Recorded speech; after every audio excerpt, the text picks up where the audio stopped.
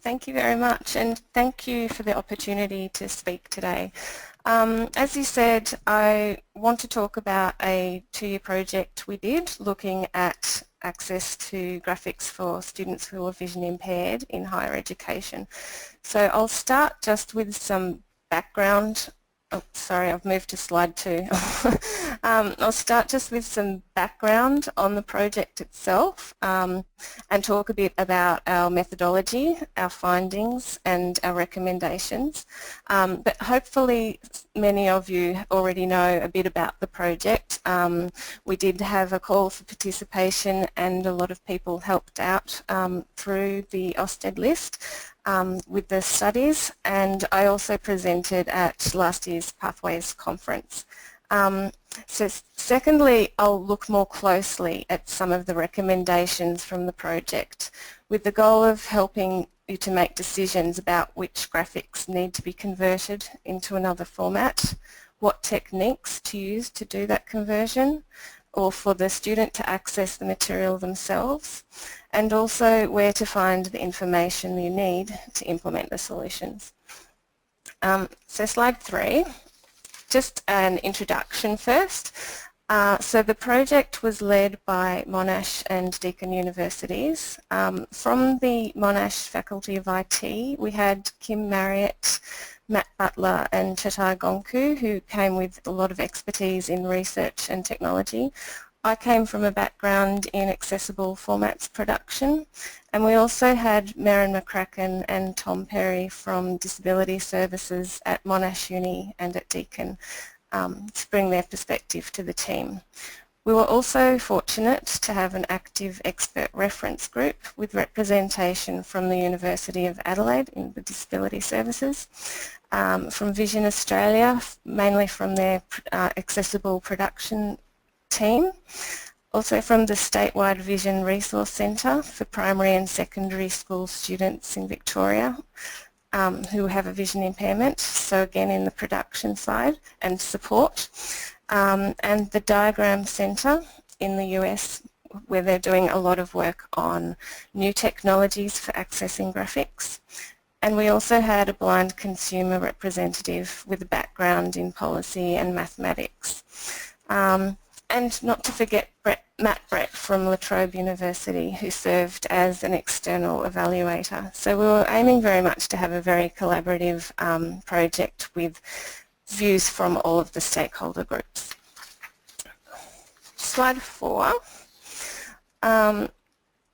It was a 2-year project that was funded by the Office for Learning and Teaching, and the first stage of the project was to gather information about what access vision impaired students currently get to graphics in higher education, and also the broader context that influences the level of access.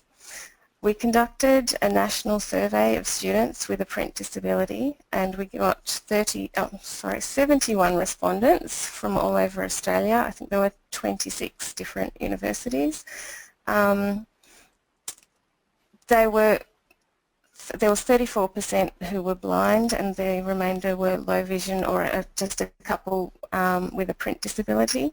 And it's also interesting to note that we had half of the respondents had had a deterioration in vision in the last 5 years. So there's a high proportion of our students who are dealing with a new disability and don't necessarily have all of the tools and skills that they require. We also conducted semi-structured interviews in person or by phone with 42 different people. So we had students, academics, a couple of tutors, disability services staff, and also accessible formats providers. And most interviews were about 45 minutes, so we were able to gather quite a depth of information. Slide 5. Overall, what we found was that the access to graphics can be a neglected area for vision impaired students in higher education. So 84% of the surveyed students said that they skip graphic materials that could potentially be valuable, either sometimes or often. and 94% of the students in the survey said they could benefit from improved access to graphics. This had a definite impact on the students, so half said that they had avoided a potential area of study or a career due to concerns about access to graphics. And in the interviews, many who said that they hadn't avoided a study area actually went on to tell stories about how they had dropped a subject or avoided a subject because of problems. We could also observe the effect of accessibility on the subject area directly. So of the students in the survey, there was a very high proportion who were studying society and culture because it was a text-based area of study, and a much lower participation in STEM subjects, and this was a statistically significant difference. So what we found basically was that students are not getting equitable or adequate access to graphics, and that this is affecting them both at university and in their careers after university. Slide 6. The next stage of the project was pilot studies. So we conducted a series of studies, each for one semester, and we worked with 8 students, either for 1 or 2 semesters each, and also with everyone else involved in providing access to the study materials. So the disability advisors, lecturers, tutors, and accessible formats providers. We worked closely with all members of the team to determine what the students' needs were, to facilitate communication, and to trial additional methods for accessing graphics.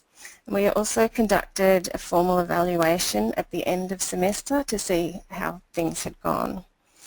The project team stepped in to provide lots of extra assistance and trial materials in the first pilot, but by the time of the third pilot, we stepped back to make sure that the strategies we were recommending could be implemented without our help. After the completion of the pilots, we invited all of the participants from the whole study, so from the survey, interviews and the pilot studies, to a full-day workshop in Melbourne, where we shared our findings and we developed as a group a set of recommendations for improvement, which were based on the experience of all of the stakeholder groups. So slide 7.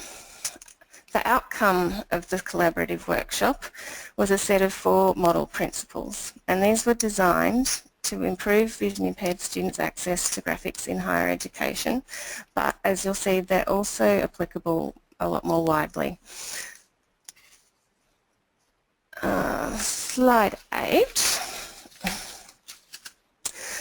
The first of the 4 principles states that the support for the learning requirements of vision impaired students requires communication and shared responsibilities between students, academics, support staff and specialist services.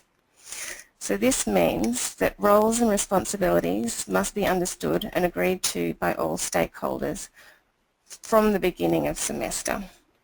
We also need to foster effective and timely formal and informal communication processes between all stakeholders, and formal mechanisms are required to capture and distribute feedback about disability services and access to materials in the same way that feedback is gathered about general students' experience in university.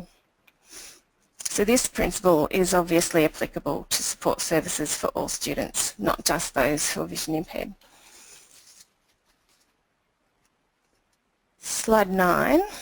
The second principle states that many of the learning requirements of vision impaired students can be addressed through inclusive teaching strategies. There needs to be an improvement in disability awareness among academics, which is something that we found when speaking directly to academics. They don't necessarily need to know about every disability all of the time, but when they when there is a student who is enrolled, that's when their peak interest is there, and they would like to have access to ready, easy information about how they can assist that student. We also need to encourage use of teaching strategies that improve accessibility and learning outcomes for all students. Academics are often reluctant to put in place measures for a single student, particularly with vision impairment. They say it's the only blind student I've ever come across, so I don't need to learn this. But if you can point out that how the strategies will also assist other students, then they're a lot more willing to help. And again, this principle is applicable just beyond just students with vision impairment. Slide 10. Moving on to the third principle. Vision impaired students have specific learning requirements for which higher education institutions are obligated to provide appropriate services and support. In particular, students with disabilities require specialised support for transition to higher education. So students are receiving a very high level of support at primary and secondary school, and they're also receiving, using equipment that belongs to the Education Department and gets returned to the Education Department. And we also have a lot of students from overseas who are coming with a very different level of knowledge about what is available and how to use it. And we have a lot of students who have a recent vision loss. So all of those students require new skills and new equipment sometimes in order to access the materials at university.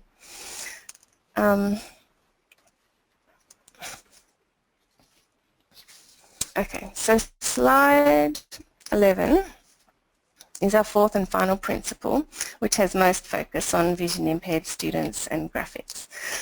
It states that vision impaired students require further specialised support, including the use of appropriate strategies for accessible graphics. This means that consideration must be given to the multiple roles that graphics play in the overall learning experience. And I'll go into that further in a while. It also means that there's not one correct solution, but rather there are appropriate technologies and practices which must be applied to make graphics accessible as best suited to the individual student, the content and the context.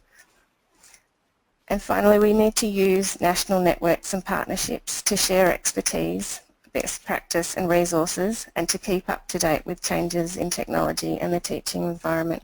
Again, we can't keep all of that expertise ourselves all of the time for just in case, but there are a lot of resources that are available for when the time does come. So slide 12, applying the principles.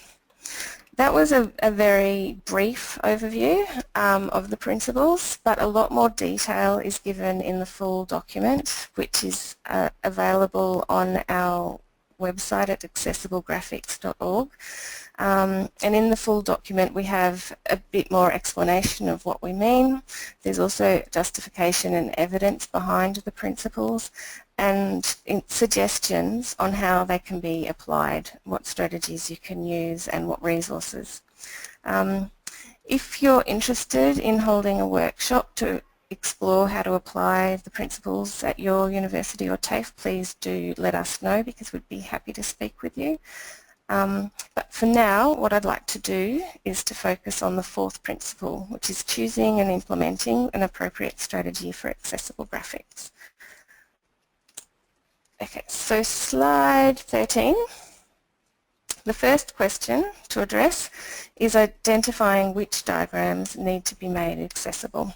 And this is sometimes quite a tricky question.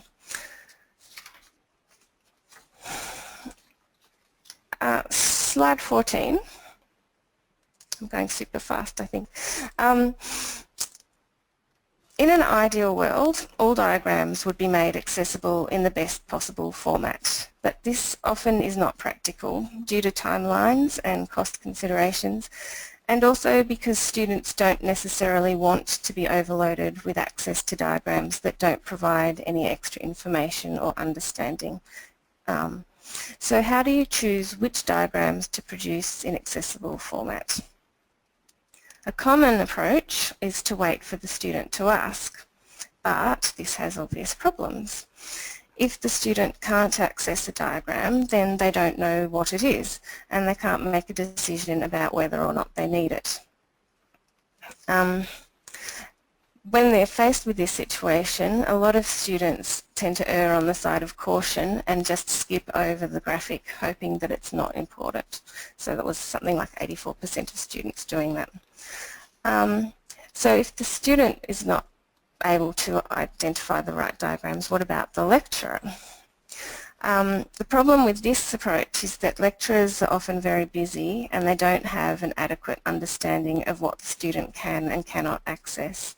So we have a quote, "I wouldn't want to go through and identify which graphics I think are needed ahead of time because I could spend a lot of time worrying about something that the student is perfectly able to access already."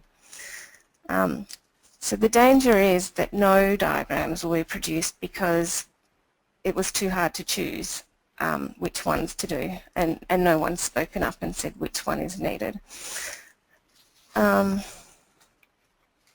Slide 15. So we don't have a simple answer to this problem, but we do have some suggestions about how to tackle it. So firstly, it's important to recognise the importance of all diagrams. So for example, one of our pilot students, we provided a description of every single diagram in one of their units, even the diagrams that everyone thought was irrelevant. So even if it was just a pretty picture of a flower, we still gave a description. There's a relevant picture of a flower on there. And we were surprised when the student came back and reported that the diagrams they most liked were those of the cartoons on the lecture slides, because the cartoons provided a very quick, memorable illustration of the topic. It's what they remembered and how they knew what the focus was. And it also helped with inclusion. The student knew what everyone else was laughing at and was able to join in. So a basic level of information about most diagrams is actually useful. Secondly, the student needs a minimum level of information about all diagrams so that they can make a decision about which diagrams they want to request further access to. So we don't need full access to all diagrams, but we do need minimal access to almost all diagrams. And as I go through the formats, we'll talk about a few different ways that students can get that minimal amount of information.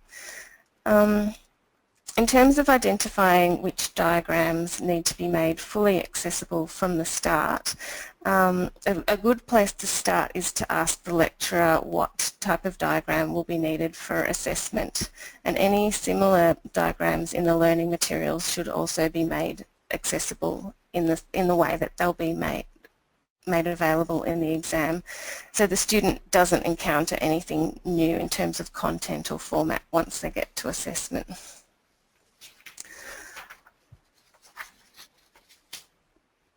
Okay, so slide 16.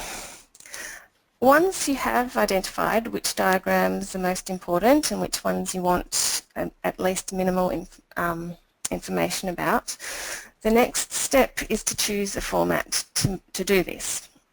A combination of approaches is needed, sometimes for the same diagram, to suit the individual, the diagram and the situation. So we'll take a look now at the various formats that you can choose from, and I'll try to highlight the advantages and disadvantages of each. Hopefully I will alert you to some options that you're not already aware of, and I'll suggest some ways of overcoming some of the barriers to using some formats. I won't go into details of how to implement these strategies, but I have listed some resources in the slides, and there's also resources on the accessiblegraphics.org website so that you can refer to that when the situation arises and pass the information on to those who can use it. Okay, so slide 17. Enlargement is the most common method for accessing graphics for students with low vision in higher education.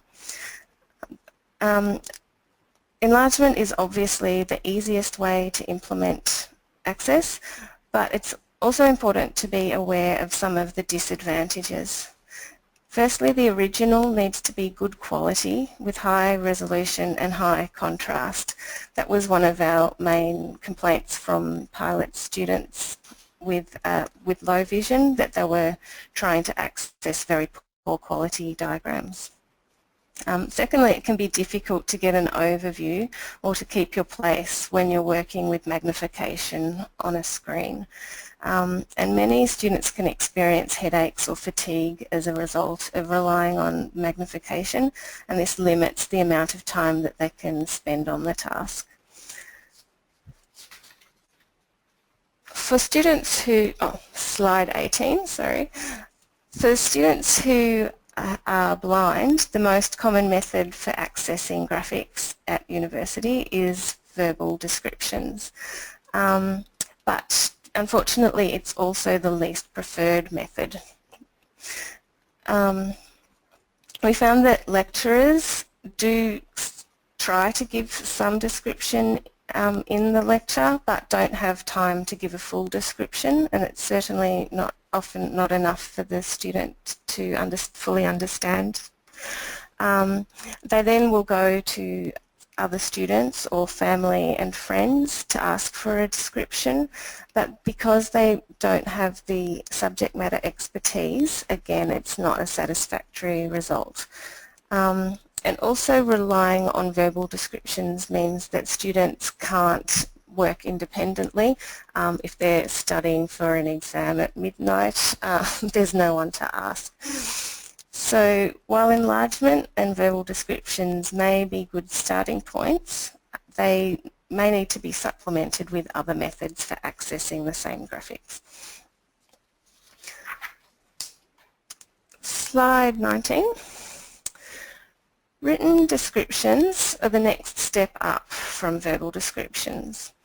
They allow for more independent study and allow for more full and considered description to be provided compared with verbal descriptions. They can also be useful alongside other formats to provide an overview and to assist with navigation. And what I've found in the pilot studies that providing a brief description for all of the diagrams at the start, before the start of semester, was actually a good way of identifying those diagrams that have a very strong spatial component and needed to be produced as a tactile graphic or other spatial format, because they couldn't be described very easily at all or adequately. The main difficulty with written descriptions is fear. I think a lot of people are frightened about writing diagram descriptions because it requires expertise in the subject matter and in how to provide a description. To overcome this difficulty, you can ask a tutor with subject matter expertise to provide the descriptions, or you can ask the lecturer or tutor to provide one description that then acts as a pro forma for others to follow. And there are also a lot of training resources and examples that are available online. So moving on to slide 20, image description apps. This is another way of providing basic information about a graphic. So basically, the student can use their iPad or a smartphone to take a photograph of the graphic, and it will tell them what type of diagram it is. So, for example, it will say photograph of a man wearing a suit, and they know that's just an illustration of the author, I can skip over that. Or it might say bar graph, and they'll know that it contains important information, and if it's not described in the text, they will seek further information elsewhere. So image description apps are ideal for students who are doing independent research. You'll find that most vision impaired students actually already use an image description app for other purposes in their daily lives, but they won't have thought of using it for identifying graphics in higher ed. And TapTapC is the most popular of these.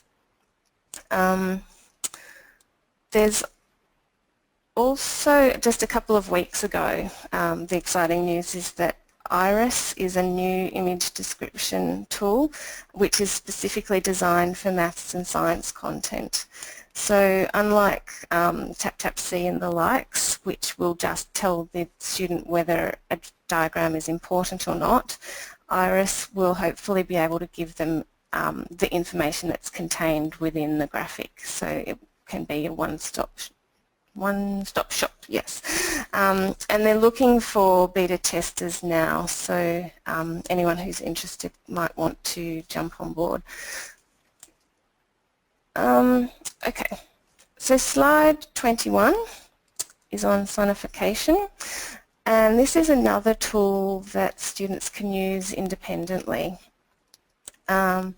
Basically, the student can enter data or an equation into software, and it will then convert it into audio tones.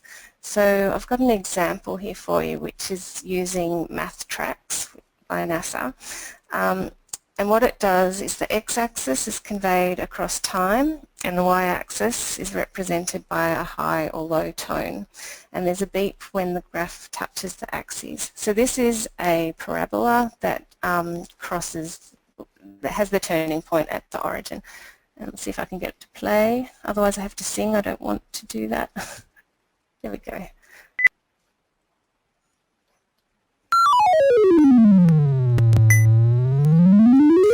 So it gives that audio feedback. There's also a description of the graphic, including the range of the axes. Alright, slide 20, where am I up to? 22. Just in terms of statistics, as I mentioned, a lot of students are moving towards text-based subjects to avoid graphics, but they then find that they still need to do statistics, and it's become a problem for a lot of students. R is traditionally the most accessible statistics package for navigation and for use by students themselves, and there's a Braille R package which you can add in to provide descriptions of graphs and to automatically output graphics as tactile graphics. There's also a really good culture of users who provide online support to one another for using R. And SAS has burst onto the scene in the last month with the announcement of a free add-in called the SAS Graphics Accelerator. So this will give you, like a Math Tracks as I just showed, it will give you a description, sonification, and the sonification moves from your left ear to your right ear, which is nice, and it also will give a description of the data. And it works not just for graphs that you've created yourself in SAS, but also for any graphs on the internet that have been created that way. So if it's at all possible for students to use these packages rather than any other type of software for their statistics, it will mean that they can work more independently and gain better access to their own work. Okay, slide 23. GraVVITAS, which is an accessible graphic suite developed by Chetai Gonku here at Monash.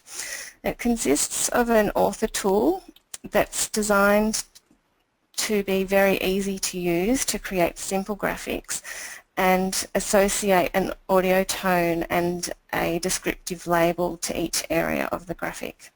There's also a reader app to access the graphic on an iPad or iPhone. So as the student touches each area of the diagram, it will read the label and play a tone. I've got an image of a brain that was created in GraVVITAS, and as you move your finger over the blue area, it will say frontal lobe, move across, it will tell you what lobe you've moved to. So while GraVVITAS doesn't give you as much fine detail as a tactile graphic, it is able to convey spatial relationships in a way that you can't get from a description. And it's particularly good for diagrams with very long labels or for students who don't read Braille. It's also good in that you can create the graphics very quickly without a high level of expertise, so it can be used within the university and perhaps even just by the tutor. And the other advantage is that it's a lot less bulky than tactile graphics, so it's easier to carry 100 diagrams around on your iPad than sheets of paper flying everywhere.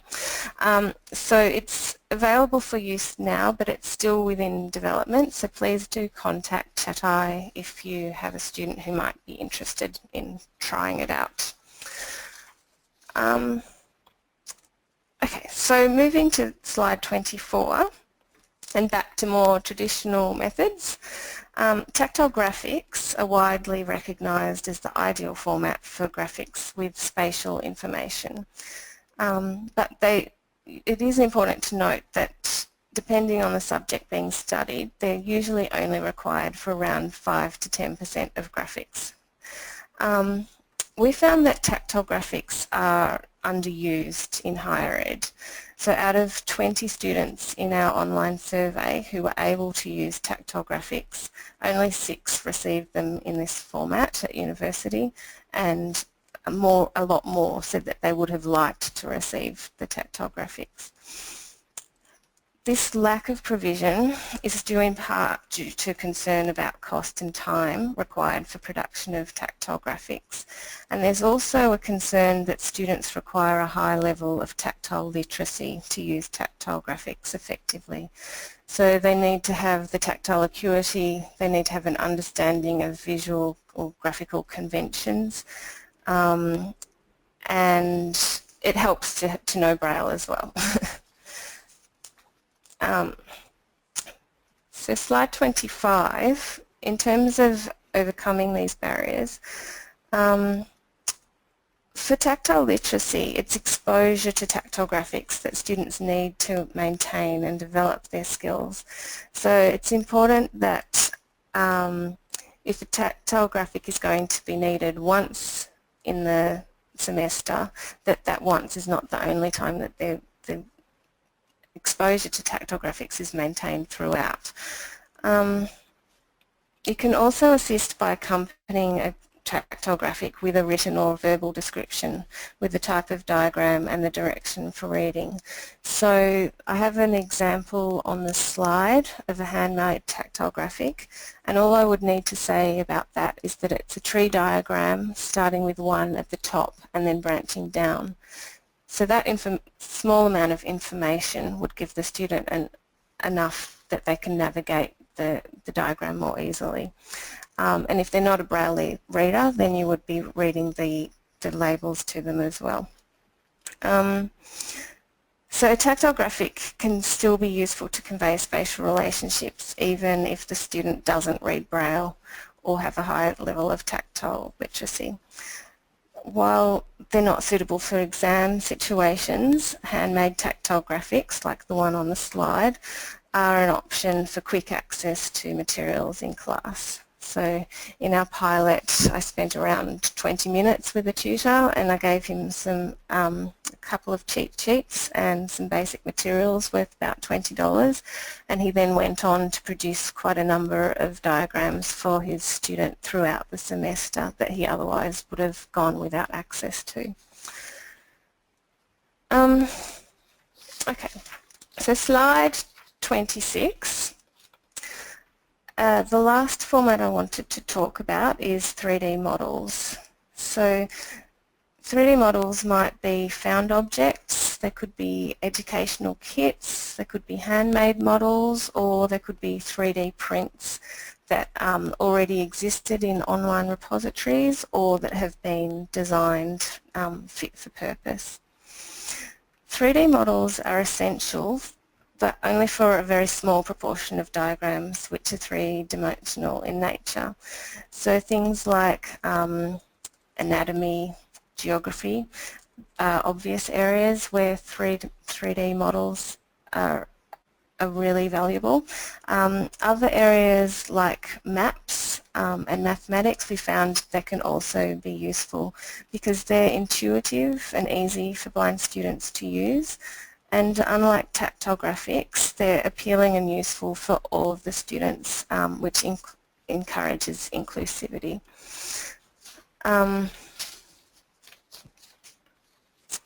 Okay, so slide 27.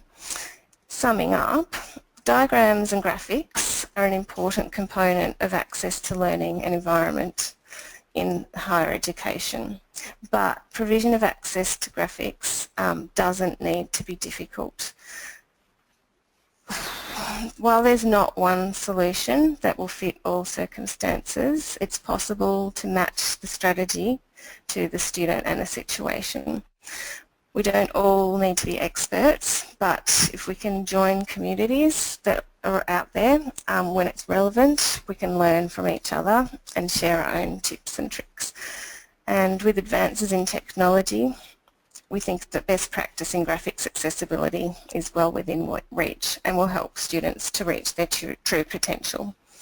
And I've just included a little quote from a blind student from our pilot studies who needed to deal with a lot of difficult graphics, but she ended up getting very high marks with thanks to the efforts and communication between disability services and the academic teams.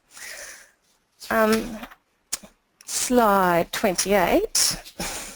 If you would like any more information about our work or today's topics, the survey and the interview results and also a discussion of the results were published in the HERDSA journal last year, so I've given the reference for that.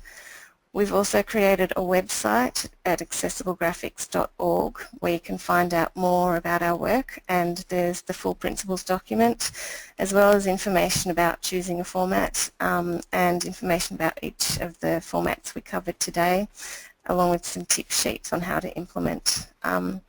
Please do contact us if you'd like more information or you'd like to discuss arranging a local workshop. And then the next few projects that we're looking at are working more closely with 3D printing for accessibility. So we've done things like creating interactive location maps, and I know that accessibility of the campus has been a discussion recently, so if you're interested in exploring that, please contact us too. But for now, thank you very much for your time and for your attention. Great, thank you. That's fantastic.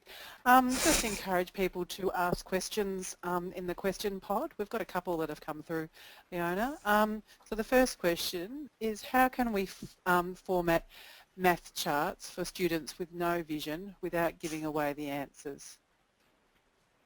Math charts? Yes, I think that's right. Yeah, math charts. Without giving away the information. I'm not quite sure I know what they mean by math charts. I know that in giving descriptions of graphs it's sometimes difficult to do that without giving away the answer. So I think some of the other solutions that I talked about, such as the Sonification software and tactile graphics, they do need to search for the answer themselves. So hopefully that answers the question, but if not, please contact me further. That's great, thank you. Also, someone just asked, is there any more information about the IRIS project that's happening? Is there anywhere to get more information? Yes, so I included the reference on the slide, which was slide 20, so I'll flick back to it. But the website, so it's www.grapheel.com. So they have the call for participants on their website. Fantastic. And just one of the other things that the video that you showed, or the actual graph participating, we didn't actually get to hear that, worse luck, so, which is a shame. So yeah, The but I mean, sound didn't come through? Yeah, the sound didn't come through, worse. Oh, okay. I do have to but think. as usual. No, so just any more questions that people have before we finish off? I think just reflecting on at the beginning of your presentation around that 26 different universities participated, it's absolutely a fantastic number. I'm sure it just shows that students who are blind and stuff are crying out for a better way to receive information in a more accessible way. So that's fantastic. So there's no other questions, so you've got a couple of claps and well dones, so that's always good. Oh, there is one. Oh no, now they're all Thank coming. you. So the IRIS, are they interested in students in lower levels in high school, or will those diagrams be too simple for this project? Do you think?